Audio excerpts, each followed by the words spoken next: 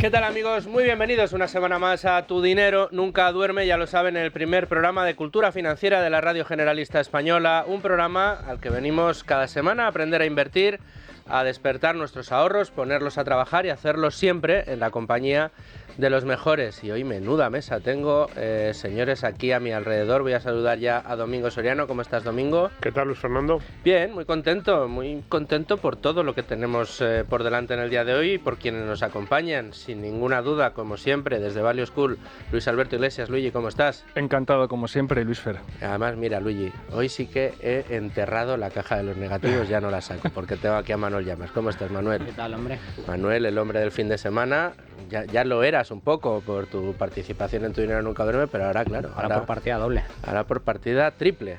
Sábado, domingo y domingo aquí en Tu Dinero Nunca Pero Duerme. siempre con amigos es una maravilla. La Trinchera. Oye, enhorabuena, programazo que haces por la mañana. Gracias, amigo. Ahí dando la tabarra político-económica y ahora la financiera, por supuesto. La financiera siempre, la más importante. Bueno, y aquí la financiera con invitados importantes, los que tenemos hoy. Desde Azvalor nos visita el responsable de su fondo managers, que no es otro que Javier Sáenz de Cenzano. Javier, muy bienvenido. Muchas gracias por estar con nosotros una semana más aquí en Tu Dinero Nunca Duerme. Gracias a vosotros y encantado de estar aquí. Como siempre decimos nosotros, ¿verdad, Domingo? Sacar a estos gigantes de la cueva, de la que están ahí analizando compañías, en tu caso, gestores, managers y demás, pues oye, ser capaces de sacaros de vuestro tiempo y traeros aquí es una maravilla, así que agradecimiento por partida doble, Javier. Un auténtico placer, gracias a vosotros. Y con Javier, aunque luego nunca habla demasiado, aunque a mí me gusta y voy a intentar sacarle cada vez más, tengo un maestro, Antonio San José. ¿Cómo estás, Antonio? ¿Qué tal, Luis Fer? Muy buenas tardes. Un placer tenerte por aquí. Pues yo también. Vienes con los mejores siempre. Vengo a los mejores, claro. Voy a ver si se me pega algo, ¿no? Porque al final, de tanto talento acumulado en este estudio ahora, a ver si algo por osmosis se pega, que sería bueno. No, sobre todo, mira, el que más quiere que se pegue soy yo, que soy el que más tiene que aprender de todos vosotros. Pero bueno, vamos a empezar enseguida la entrevista con Javier. Bienvenido, Antonio, muchas gracias. Gracias a vosotros. Pero antes vamos a hacer unos pequeños, no sé si consejos. Y el primero desde Value School. ¿Qué nos traes hoy, Luigi? Bien, pues gracias por la oportunidad que me das de nuevo para anunciar que el día 26 de abril, que será viernes, entre las 4 y las 8 de la tarde, impartimos en Value School un curso de iniciación al ahorro y a todo lo que hay que saber para invertir con seguridad, con costes muy reducidos y con rentabilidad a largo plazo, en un curso online que tenemos preparado solamente para 15 personas. Es una sesión intensa en que yo mismo imparto contenido y respondo a todas las preguntas, y eso será el 26 de abril y se pueden todavía matricular desde la página de formación en la web de Value School. Es el curso que se denomina curso público. El título es un poquito más largo que eso. Y diré que me hace mucha ilusión ver que la mayor parte de los que ya se han apuntado son oyentes. Dicen, he escuchado en la radio que tenéis este curso, apuntadme. Así que me encanta que este anuncio llegue a tanta gente interesada. Pues mira, más alegría me das a mí, sí, porque aquí sí tenemos una batalla, es la de conseguir la difusión mayor posible de cultura financiera, y si eso llega y cala en la gente, y sobre todo en la gente más joven, pues mejor que mejor. Y digo sobre todo la gente más joven porque son los que tienen más a su favor el interés compuesto, ¿no? O sea, si yo hubiera sabido estas cosas que nos contáis todos los fines de semana con 18 años, otro gallo me hubiera cantado. Tenías tu propia emisora, a lo mejor. Imagínate, o me hubiera dedicado a otra cosa, vete tú a saber. No, esto es lo que más me gusta. Domingo, nosotros tenemos que recomendar a todos nuestros oyentes que sigan Libertad Digital, que sigan los canales de YouTube de Libertad Digital y de Radio, donde pueden encontrar este contenido y otros muchos interesantes, los vídeos de tu pizarra, etcétera. Pero además, a aquellos que les gusta mucho este programa, que siguen este programa y que quieren estar enterados de más contenidos de cultura financiera, qué mejor que hacerse socios de nuestro pequeño club o comunidad inversora, que es la Cuadrilla de Tu Dinero. ¿Cómo pueden hacerlo, Domingo? Bueno, pues en la Cuadrilla de Tu Dinero, en el canal de YouTube tienen un enlace a la propia página, o en lacuadrilladetudinero.com. Eso es.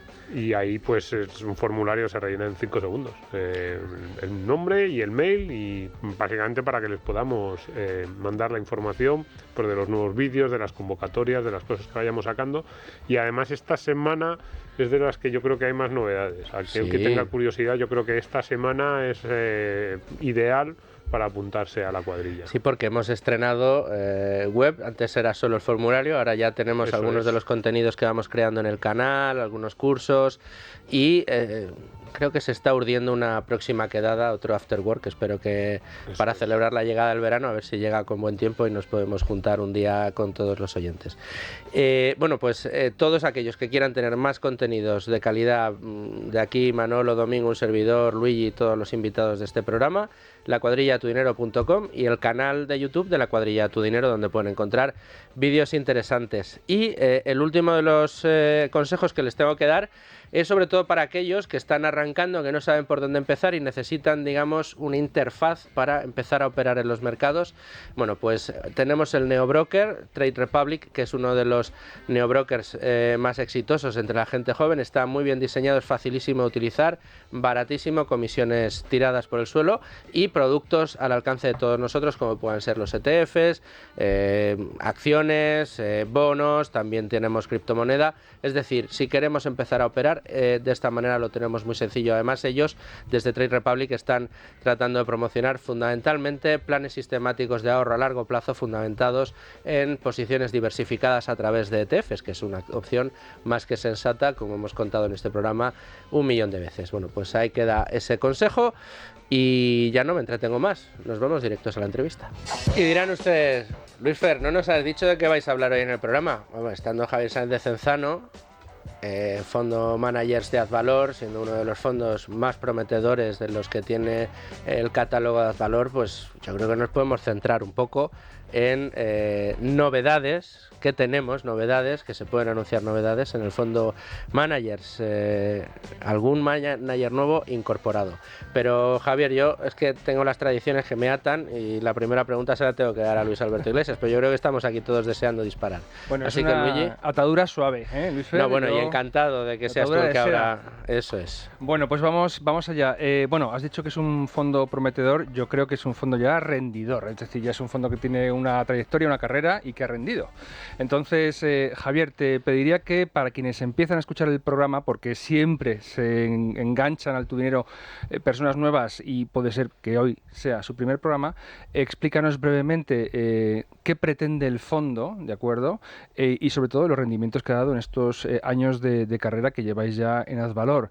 Y también, por recapitular, hablamos de inversión en pequeña capitalización, small caps, hablamos de 5, creo que son los gestores actuales, que 6 están, actualmente. 6 actualmente, y te quería preguntar qué tipo de compañías dentro de esa categoría o tipología de compañía son las que están más representadas. Si hay un sesgo más hacia energía o consumo, defensivo, porque aquí sabemos todos que es un enfoque además value, no por nada la casa se llama Advalor. Entonces, coméntanos un poquito esta ficha general y luego el rendimiento del fondo en los últimos años.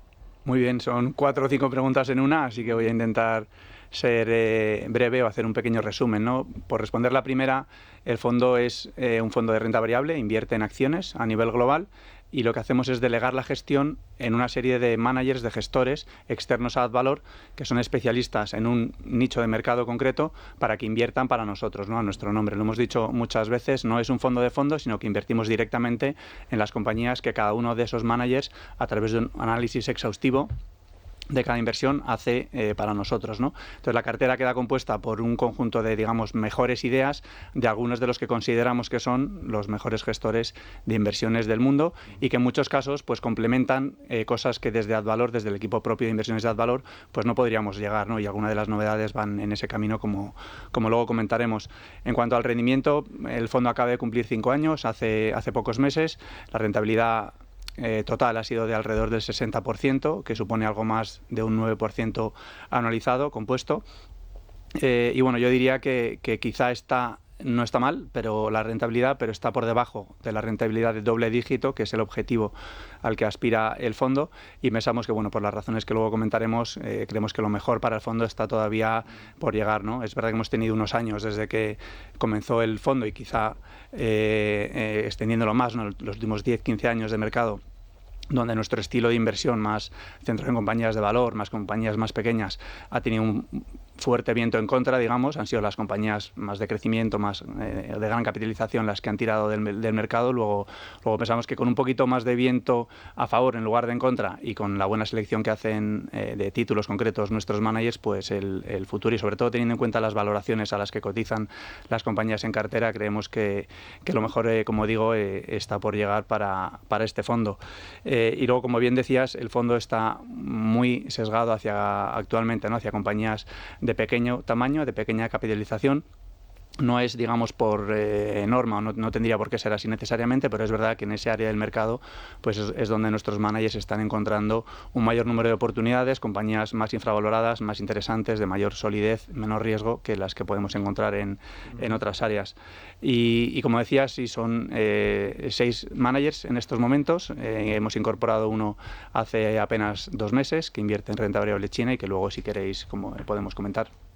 Una aclaración, por dejar claro cuál es la función de Azvalor en este fondo en particular. Has comentado que compráis según la recomendación de los gestores y luego la gestión de la cartera la lleváis vosotros. No, bueno, la ejecución de las órdenes las hace directamente cada uno de los managers. Es decir, no nos recomiendan solamente, sino que hacen la pura ejecución de las órdenes, lo que es mucho más eficiente, digamos, desde un punto de vista operativo. ¿Y la ponderación de las acciones dentro de la cartera? Eso lo deciden ellos. Nosotros, en definitiva, sí consideramos que hemos encontrado algunos de los mejores gestores del mundo y los ponemos en un solo fondo. Lo que queremos es darles la libertad para hacer lo que saben hacer, para nosotros no restringirles de manera artificial en aquello en lo que pueden invertir y lo que no. Lógicamente discutimos con ellos las inversiones que tienen, les intentamos hacer esa prueba del algodón, ¿no?, para analizar si sus procesos de análisis de compañías y de procesos de inversión son lo suficientemente robustos, y esa es nuestra labor desde el equipo de inversiones de Azvalor,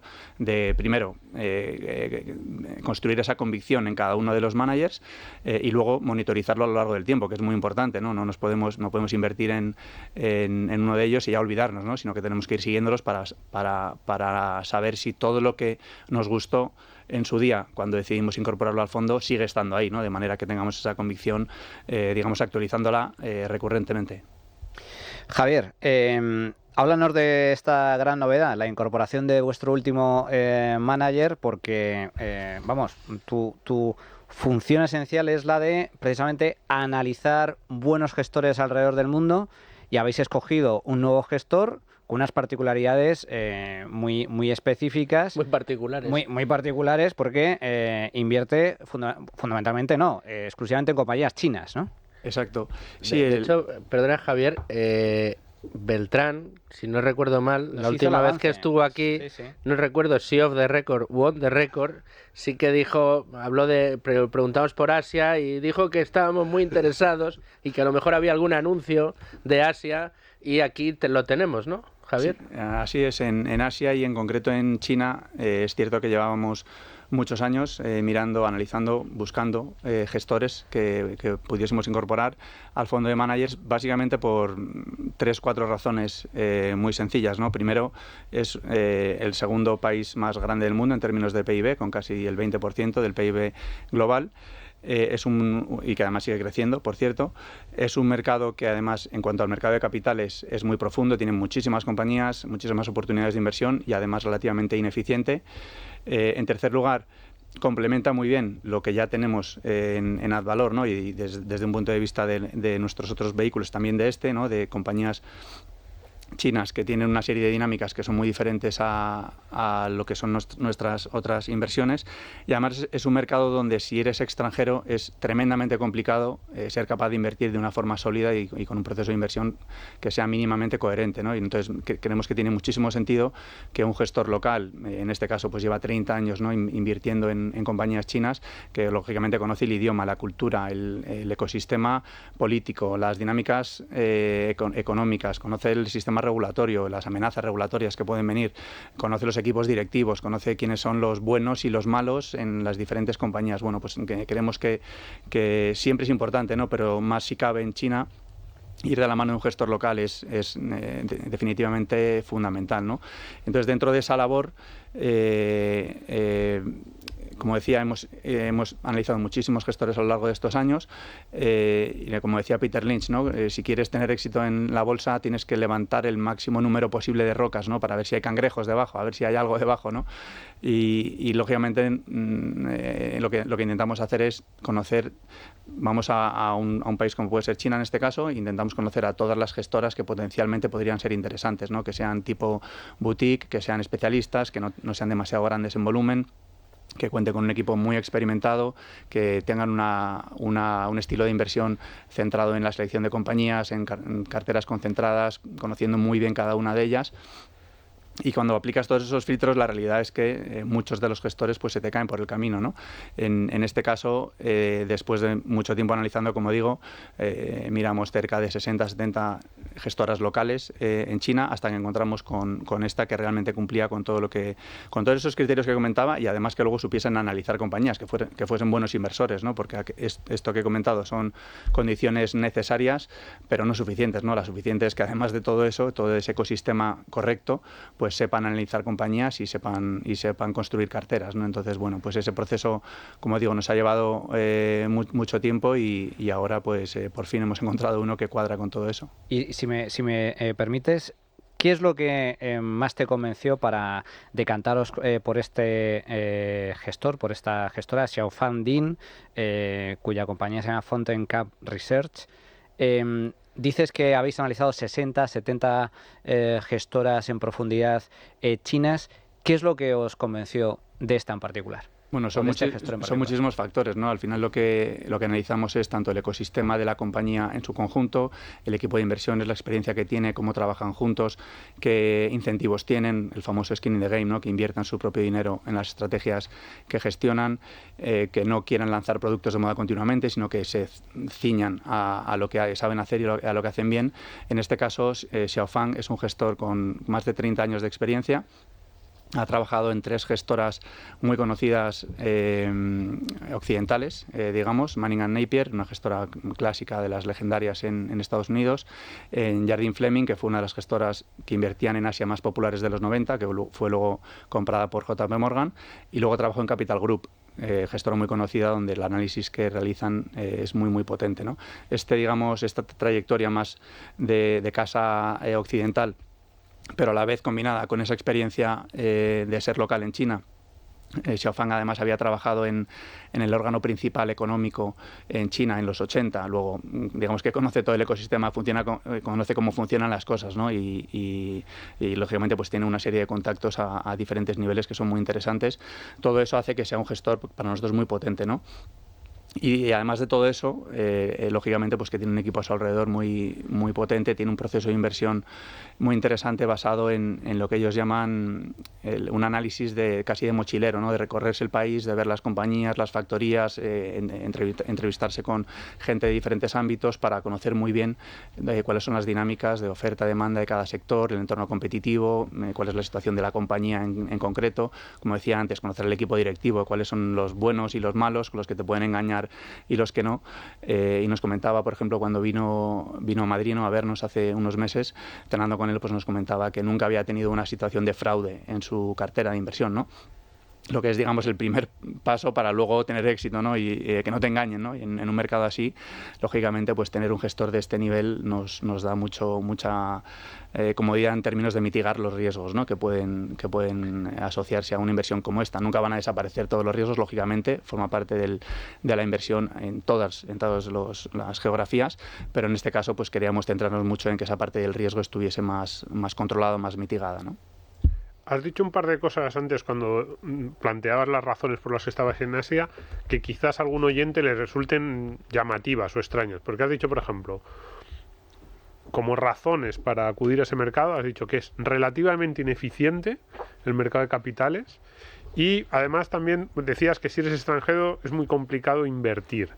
Y esto puede que desde fuera alguien piense, pues entonces eso son razones para no ir. Si es ineficiente y es complicado, motivos para no meterse, no para meterse. ¿Por qué, sin embargo, vosotros lo veis como una oportunidad?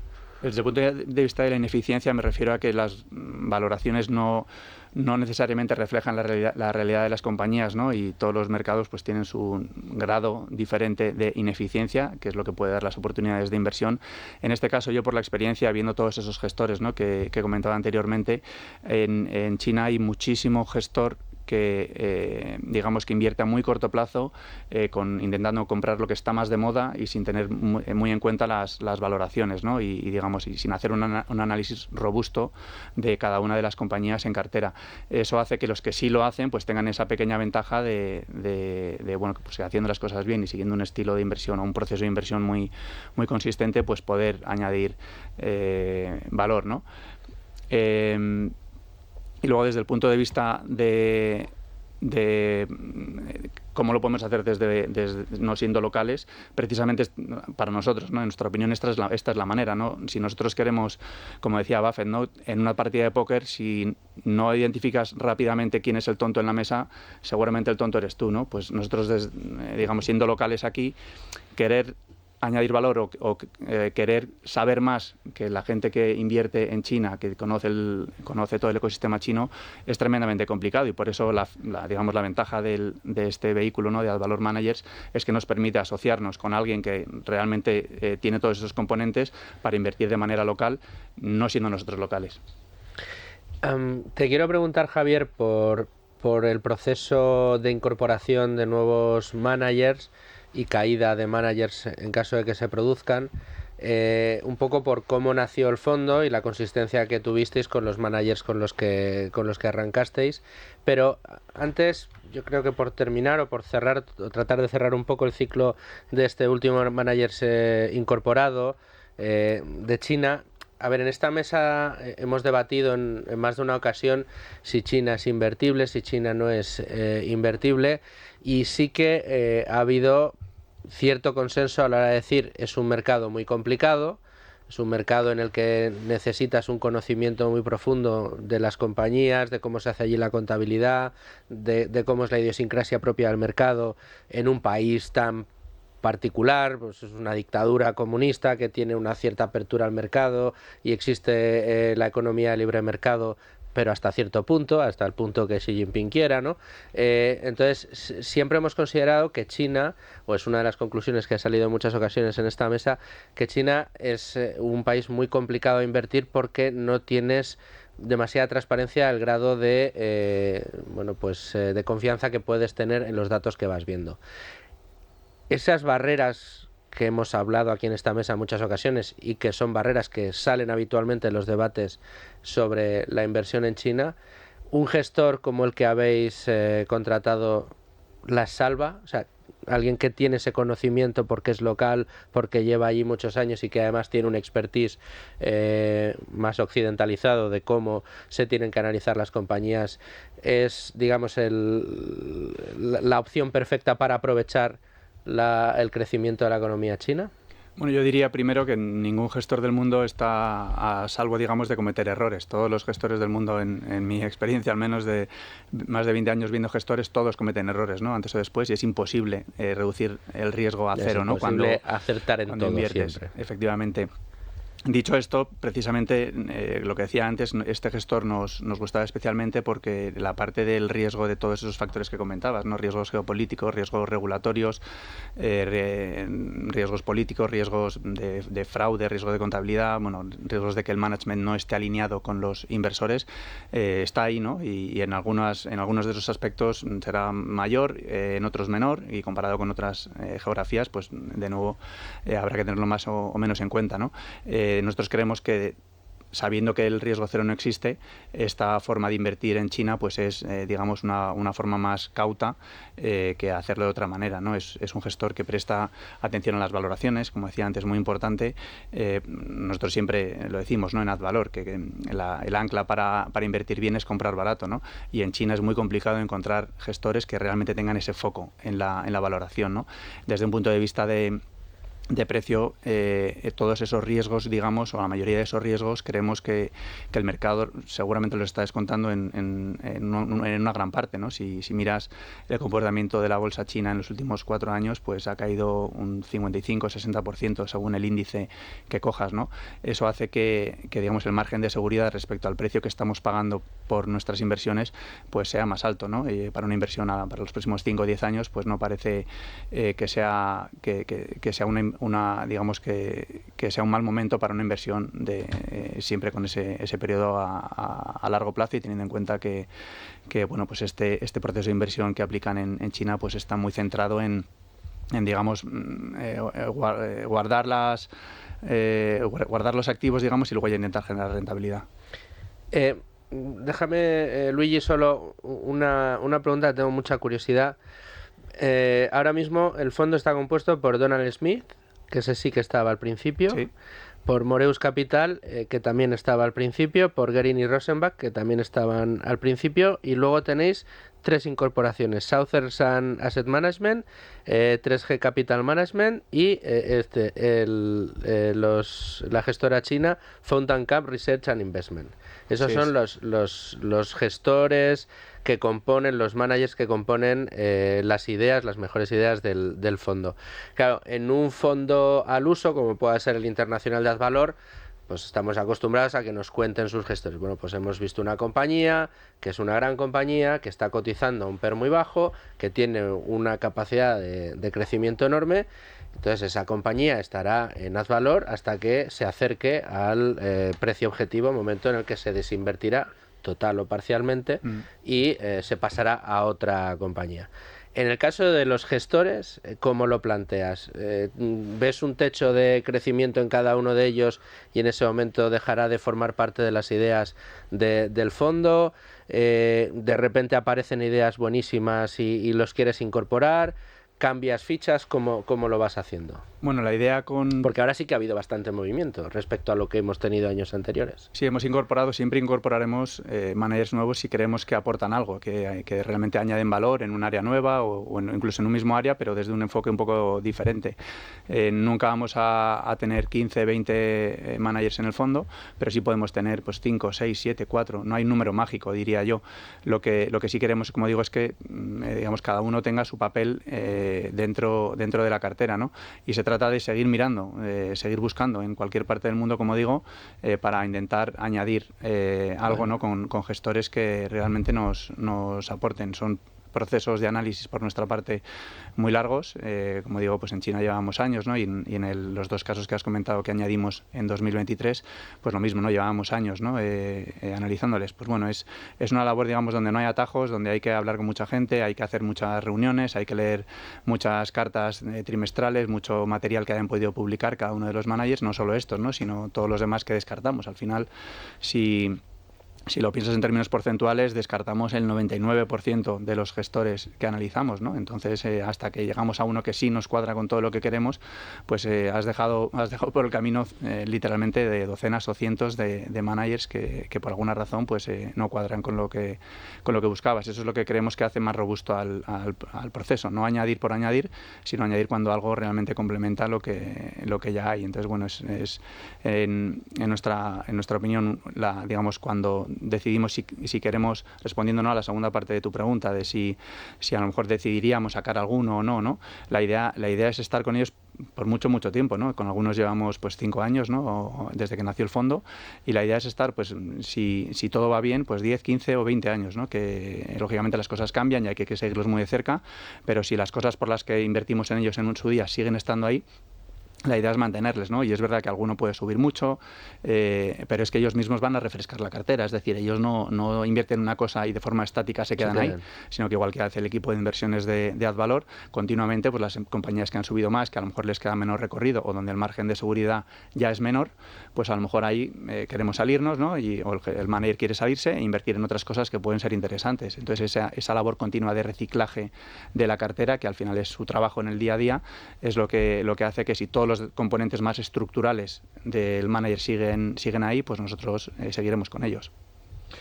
Javier, ¿significaría esto, sería muy equivocado entender esta entrada de Xiofan Ding, de la gestora Fountain Cap Research, como una llamada de atención al inversor para alertarle de que las probabilidades o las posibilidades de encontrar mejor valor están ahora en Asia?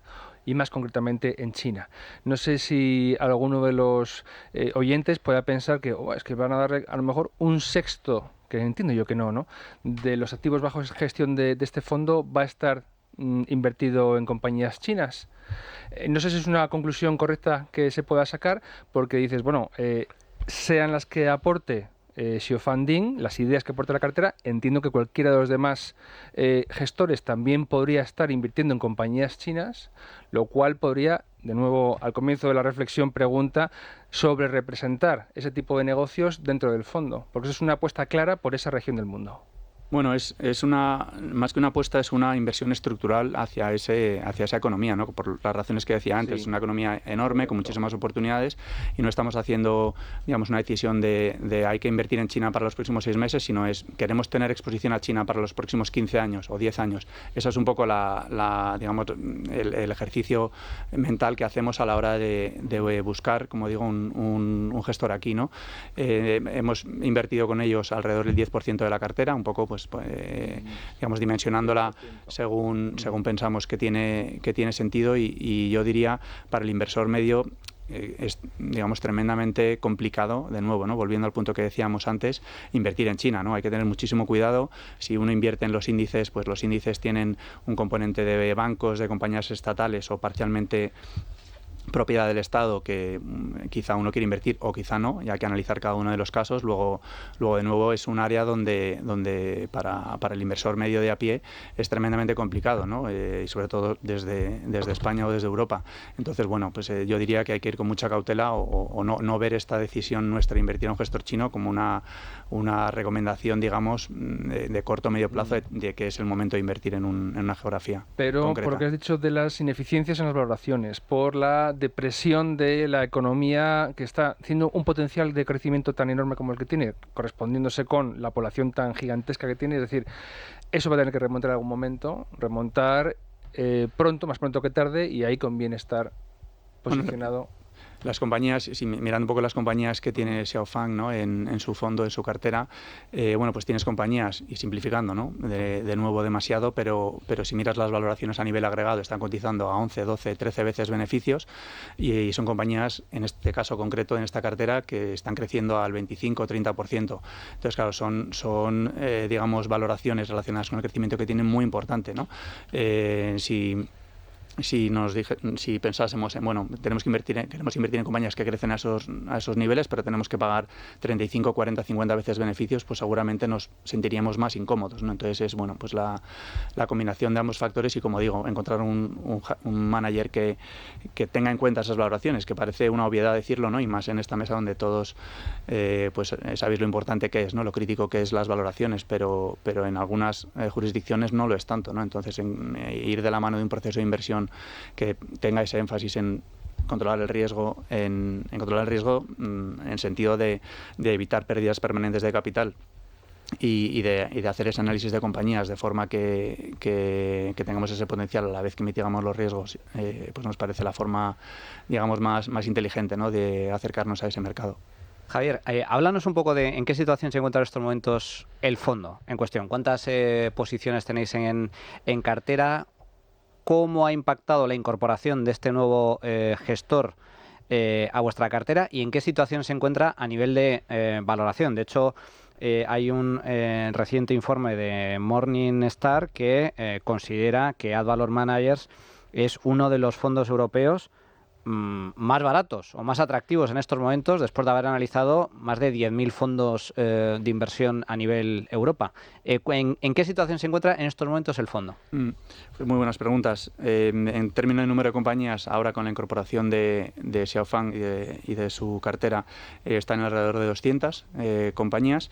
En términos de valoración, sí, como dices, publicó Morningstar este estudio, ¿no? donde lo hacía en términos de PER, ¿no? Que de nuevo es una simplificación, pero pero para un ejercicio de este tipo creo que puede valer, y efectivamente afirmaba que era en esos términos uno de los fondos más baratos, digamos, con las valoraciones más bajas de todos los fondos en Europa, de alrededor de 10.000, ¿no? El fondo está cotizando alrededor de 8 veces beneficio y tiene una rentabilidad por flujos de caja, lo que llaman free cash flow yield, de alrededor del 15%, ¿no? Y por eso es por lo que decía inicialmente, ¿no? Que pensamos que lo mejor para este fondo está por venir, ¿no? Con una cartera con compañías muy sólidas, con balances muy saneados, que han hecho disminución de deuda en los últimos años, que han incrementado dividendos, que han hecho programas de recompras de acciones. Hablábamos con Donald Smith recientemente y alrededor del 70% de su cartera son compañías que están haciendo recompra de acciones, ¿no? Lo cual añade muchísimo valor si el precio de cotización de esas compañías es bajo, como es el caso, ¿no? Y que es lo que ha hecho también que tengamos muchas compañías opadas dentro de nuestra cartera, ¿no? Ese tipo de compañía de pequeño tamaño, con una valoración muy interesante y con las finanzas, digamos, muy saneadas, pues es un caldo de cultivo muy atractivo para compradores externos, ¿no? Como así ha ocurrido. Has comentado dos movimientos en bolsa que no son iguales, pero bueno, tienen que ver en el sentido de alguien ve una oportunidad en el precio, la recompra y las OPAs, sobre todo para los recién llegados.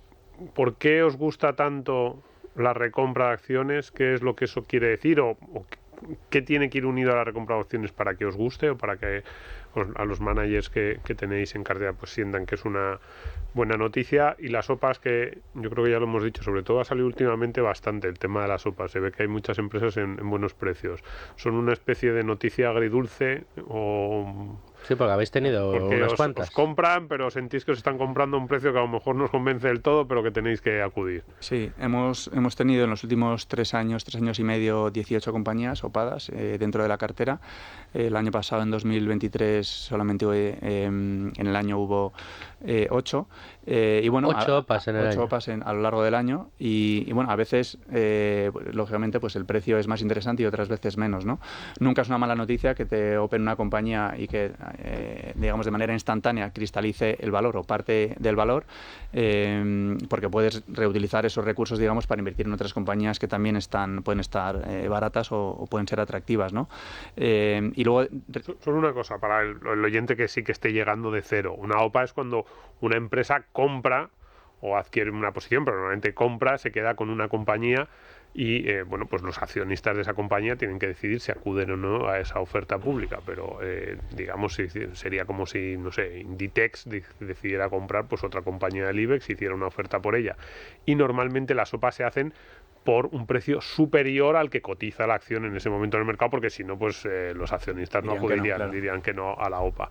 Por eso decimos noticia agridulce, dulce en el sentido de que te están pagando más de lo que la acción cotiza en ese momento, agria en el sentido de que a lo mejor vuestra valoración es muy superior al precio que se está ofertando la OPA, pero normalmente cuando hay una OPA, pues en ocasiones hay que acudir y tienes que vender a ese precio, aunque tú pienses que la valoración puede estar muy por encima. Sí, en ocasiones no te queda otro remedio. Es verdad que mirando el listado, ¿no?, de esas 18 compañías opadas, pues las revalorizaciones respecto a nuestro coste medio pues han ido desde la que menos un más 30, más 35%, desde el precio al que compramos nosotros, hasta algunas el 250%, ¿no? Entonces, bueno, como digo, nunca es una mala noticia porque te paga más de lo que valían ayer. Pero bueno, hay que tener en cuenta otros factores, lógicamente.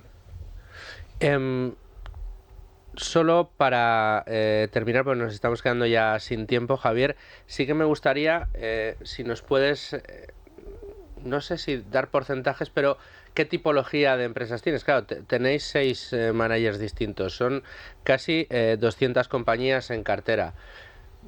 ¿Son compañías gigantescas? ¿Son compañías pequeñitas? ¿Qué exposición tenéis no sé, tenéis alguna sobreexposición a algún sector concreto, tecnología?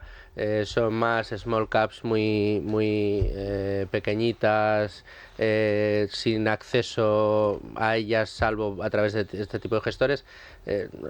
Haznos así un mapa. Una radiografía. Sí, una radiografía como puedas. Sí, yo diría que la principal característica del fondo es que tiene alrededor del 70% en compañías pequeñas o incluso muy pequeñas, ¿no?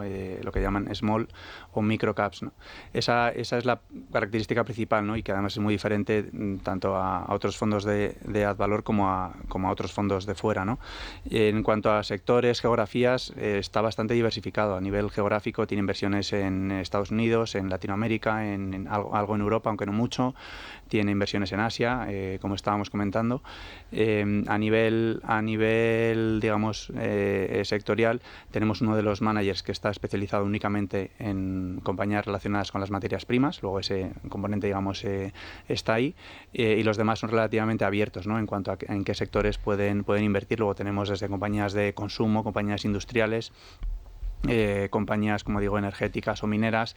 Tenemos compañías de consumo tanto discrecional como consumo estable o consumo básico. Bueno, hay un poco de todo, ¿no? No hay un sesgo muy claro hacia un lado u otro, pero sí diría que esa parte de pequeñas compañías, porque por un lado, por lo que decía anteriormente, creemos que el mercado en unas áreas está quizá demasiado caro, ¿no? Sobre todo en grandes compañías, y con las compañías pequeñas se han quedado un poco de lado, ¿no? En los últimos 10-15 años, que ha hecho que haya oportunidades muy interesantes. Al final suelen ser compañías, digamos, donde el camino está menos transitado. Si uno quiere, no sé, coger setas, pues lo va a tener más fácil en un pequeño bosque en Asturias que si se va a la calle Serrano de Madrid e intenta buscar setas, ¿no? Pues nos vamos a sitios, o los managers se van a sitios donde muchas veces las compañías no tienen cobertura por parte de los analistas de Wall Street, como inversores institucionales no pueden invertir porque son demasiado pequeñas. En algunas ocasiones pues son compañías donde hay que hacer muy bien los números o hay que analizar, hay que dedicar mucho tiempo a comprender la compañía para determinar su valor. Bueno, pues son áreas donde digamos casi nadie mira, y eso hace que podamos encontrar compañías, como decía antes, sólidas, con buenos balances y además a precios muy interesantes. Bueno, y trabajos como este les hacen merecedores del premio European Funds Trophy 2024 a la mejor gestora española, que habéis recibido en marzo, y estar nominados al premio Mejor Gestor de Fondos 2024 en Renta Variable Global por Citywire. O sea, vientos favorables para Advalor en muchos ámbitos, no solo en los resultados, sino también en el reconocimiento del mercado.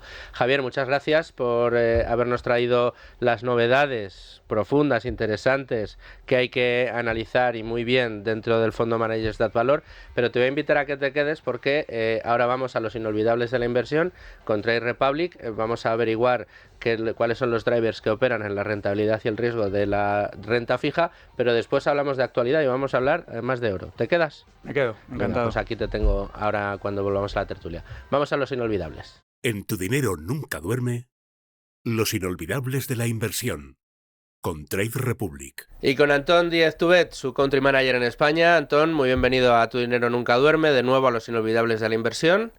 Habíamos empezado la serie de la rentabilidad y el riesgo con las acciones la semana pasada.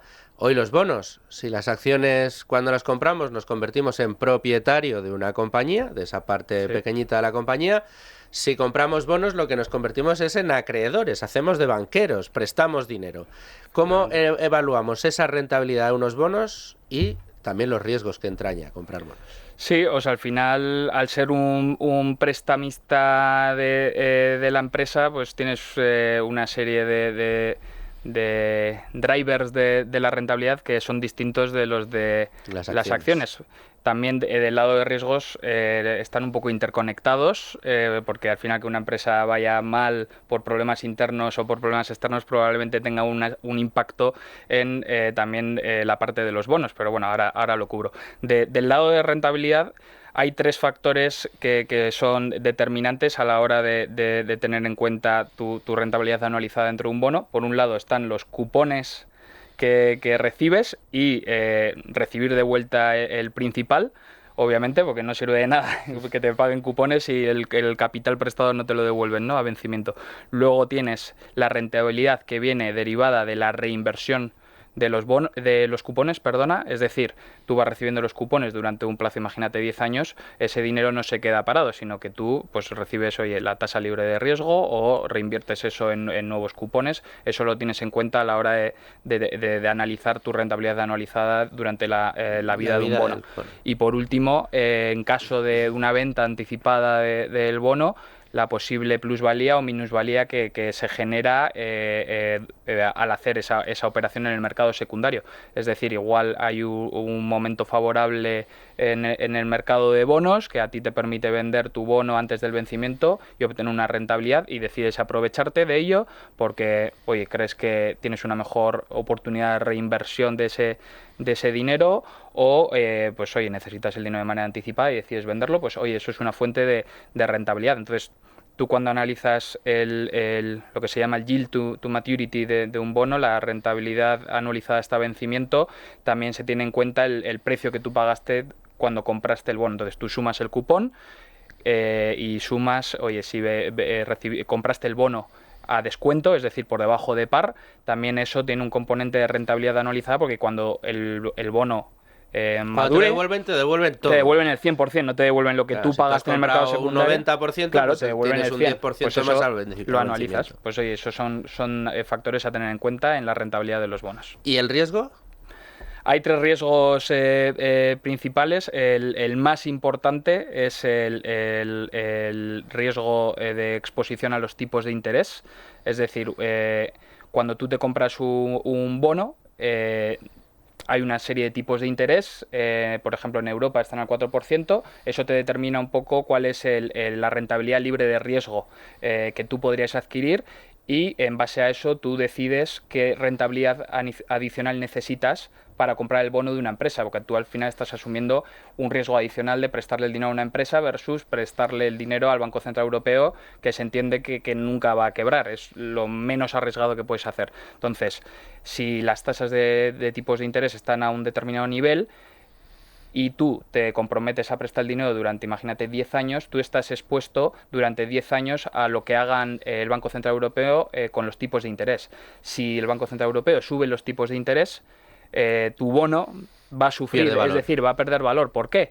Porque tú le prestaste a una empresa, imagínate, con los tipos al 4%, le prestaste al 6%, y ahora la tasa libre de riesgo del Banco Central Europeo sube al 6%. Es decir, tú estás asumiendo el riesgo de que una empresa quiebre y estás recibiendo la misma rentabilidad que lo que te paga el Banco Central Europeo. Obviamente, el precio de tu bono va a bajar el precio del bono para que la rentabilidad en el mercado secundario se ajuste a el 6% de tasa libre de riesgo más la rentabilidad por el riesgo de crédito, que se llama, que asumes de la empresa, ¿no? Entonces siempre vas a estar expuesto. Influye el tipo de bono, la duración, la duración es cómo se mide el riesgo de exposición a los tipos de interés. Influyen varios factores, es decir, cuánto te queda hasta el vencimiento. No es lo mismo que te falten 10 años hasta que el bono venza que falte un mes. Tienes menos exposición a los tipos de interés. Que el cupón sea muy alto en un bono hace que te afecten menos los tipos de interés, porque si bajan un 0,25 y tu bono te está pagando un 15% de cupón, no es lo mismo que si te está pagando un 2% y baja un 0,25. Tienes ahí un riesgo mayor, y hay otros factores que lo determinan. Pero bueno, por no entrar en detalles, nos lanzamos al segundo mayor riesgo, que es el de crédito, obviamente. El riesgo de crédito es el riesgo de que una empresa no te repague. O que, bueno, hay 2 riesgos dentro del riesgo de crédito: que la empresa quiebre o que el bono quiebre, es decir, que no cumpla con el pago de cupones o te devuelva el principal, o que quiebre la empresa entera por los riesgos que mencionábamos la semana pasada, o que baje la calidad crediticia de un bono, ¿no? Tú imagínate, tú te compras un bono investment grade, la empresa va genial, 5 años después la empresa empieza a ir regular, van las agencias de rating y te bajan la calificación crediticia, y eso hace que tu bono caiga de valor. Entonces ahí tienes una exposición al riesgo de la evolución de la empresa durante muchos años que te determina pues cómo fluctúa en el mercado secundario, ¿no? Siempre hay que tenerlo en cuenta. Cuando te compras una empresa de alta calidad crediticia, lo normal es que no pase nada, pero tenemos los Falling Angels, que se llaman, que son empresas que pasan de investment grade a high yield, ¿no? A high yield, que es alto riesgo, alto rendimiento, que sube mucho el cupón porque se percibe mucho riesgo de impago. Efectivamente.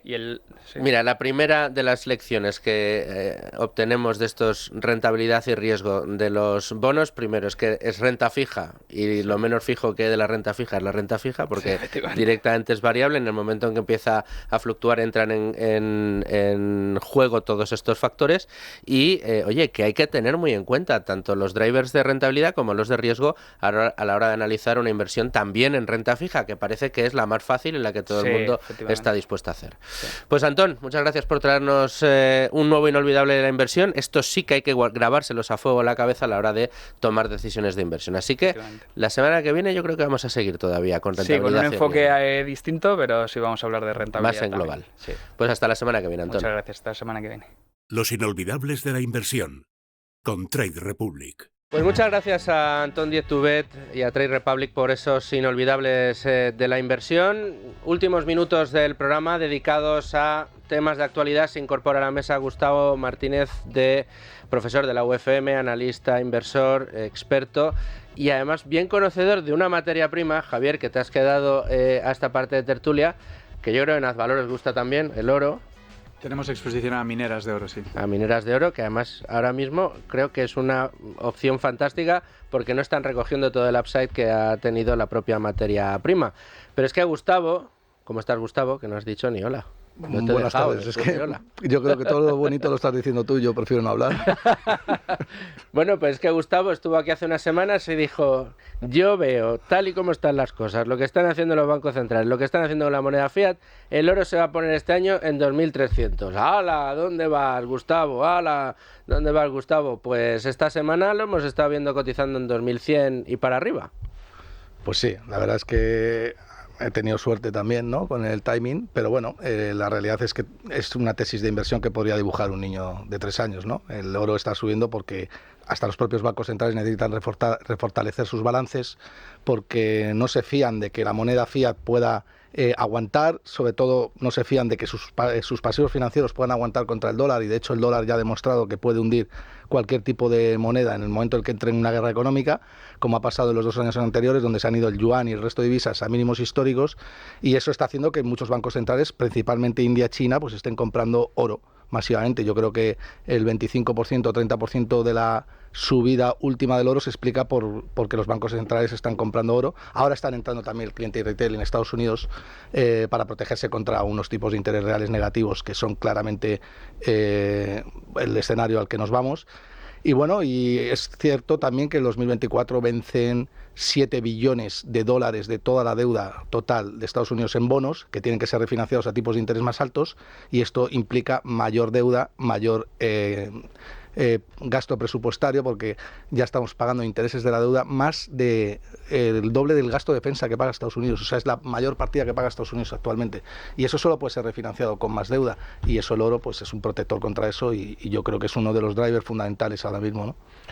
Sí, Domingo. No, le iba a decir que está el oro subiendo, pero Gustavo no vende, que esa es la noticia. Gustavo no vende. Mantiene la tesis. Ahí hay que estar valiente. Bueno, Javier, ¿cómo lo ves? No, la verdad es que lo ha explicado perfectamente Gustavo. Solemos ver titulares diciendo que el oro está en máximos históricos y demás, y a la gente le asusta un poco, pero claro, cuando lo pones en relación a la base monetaria que hay en el sistema, no está en máximos históricos, ¿no? Entonces, bueno, pues por una impresión monetaria masiva, ¿no?, que hemos visto en los últimos 10-15 años, pues parece que el oro pues puede tener esa capacidad, ¿no?, de refugio. Y además nosotros, pues en concreto, invertimos en compañías mineras de oro, ¿no?, que digamos que están muy deprimidas respecto al precio del oro, ¿no?, históricamente. Entonces, bueno, hoy veía un gráfico de Newmont, que es una de las mineras. No estoy recomendando Newmont, pero este gráfico hablaba de que estaba a mínimos históricos respecto al precio del oro, ¿no?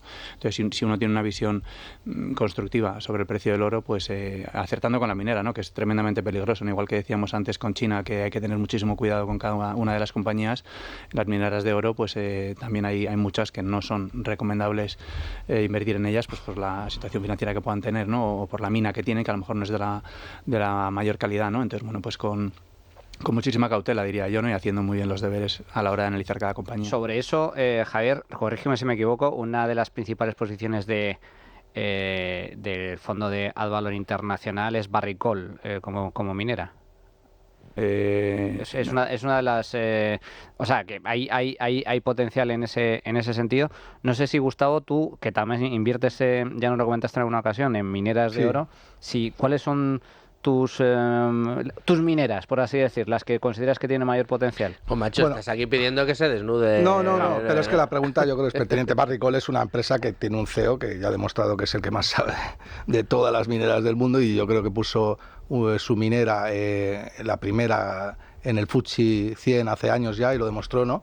Pero además de Barrick-Gold, es que Barrick-Gold no tiene prácticamente deuda, o tiene deuda neta, ¿no? Porque tiene un montón de caja que la cubre, y luego el apalancamiento operativo que tiene Barrick-Gold con una onza cotizando a estos niveles, pues es bastante curioso, pero tiene toda la razón Javier, que sabe más que yo de esto, y es cierto que hay que tener mucho cuidado con las mineras porque son un negocio tremendamente cíclico, donde la alocación del capital es muy importante y donde se han hecho, perdóname la expresión, tremendas cagadas en el pasado, ¿no? Y es muy fácil tirar el dinero, con lo cual las mineras de oro tienes que apostar más por el CEO que por la propia minera, o sea, un CEO que controle muy bien de exploración, que sepa dónde tiene que invertir el dinero y que actúe en consecuencia, ¿no? Que le eche luego pues suficientemente valor. Lo cierto es que las mineras llevan el último mes un 25% de revalorización, y es cierto que es donde yo creo que puede haber bastante buen valor si se hace una buena selección de buenas mineras, como yo creo que hace AZ Valor y como que lo ha demostrado durante muchos años, ¿no? Claro, hablabais del volumen de la masa monetaria, que es un fenómeno que a mí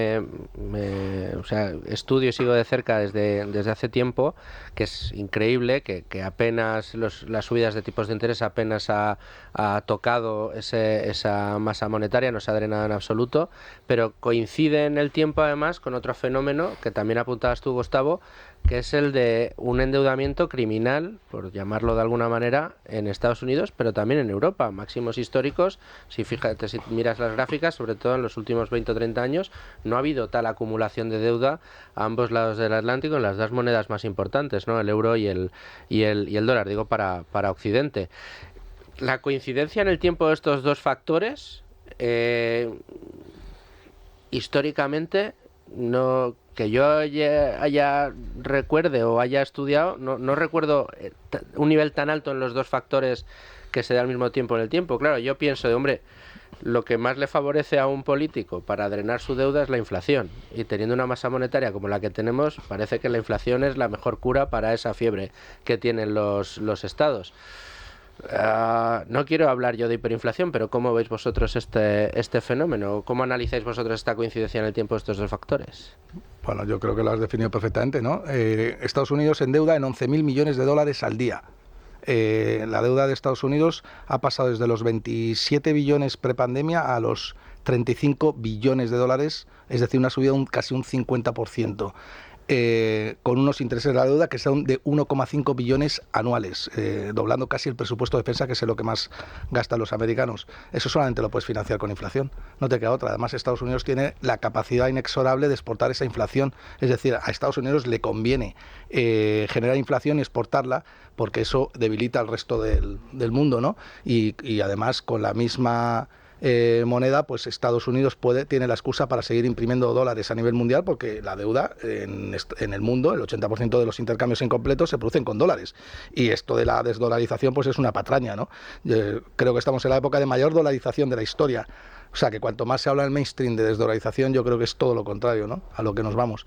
Entonces, bueno, yo en ese sentido soy bastante contrarian, también como AZ Valor, a los cuales admiro bastante, ya sabéis, sí. Y así es, ¿no?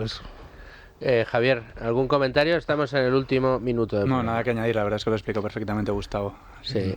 Domingo, Luigi, Manolo, no sé si queréis aportar algo más. Digo, 30 segundos de oro. De oro, nunca mejor dicho. De oro. No, que yo, como se dice siempre, no es que el oro suba, es que la moneda fiat está por los suelos y va a seguir depreciándose como consecuencia de este tipo de responsabilidades a nivel monetario. Curiosamente, los banqueros centrales son los mejores aliados de los inversores de oro. Bueno, pues con esta reflexión nos vamos a tener que ir porque no tenemos tiempo para más. Domingo Soriano, muchas gracias a ti por estar aquí una semana más. Luigi, a ti también desde Value School. Manolo, gracias a ti también. Y muchas gracias a Antonio San José, que se salió del estudio para que pudiera entrar Gustavo. Muchas gracias, Antonio, ahí nos ve desde detrás del cristal. Gustavo, muchas gracias a ti también por estar aquí una semana más. Hoy no te quejarás, macho, hoy acertando, ¿eh? Bueno, acertando a 3-4 semanas vista. Alguna vez tendría que ser. Y Javier, a ti, muchísimas gracias también desde Azvalor por habernos traído estas novedades del Fondo Managers y espero que te veamos muy pronto contándonos pues más éxitos dentro de Azvalor y enhorabuena a ti y a todos tus compañeros por los premios que estáis recibiendo. Pues muchas gracias y encantado de estar aquí como siempre. Y a ustedes, señores oyentes, muchas gracias por estar ahí una semana más. Les espero, ya lo saben, la semana que viene con asuntos de su interés y hasta entonces sean muy felices, amigos.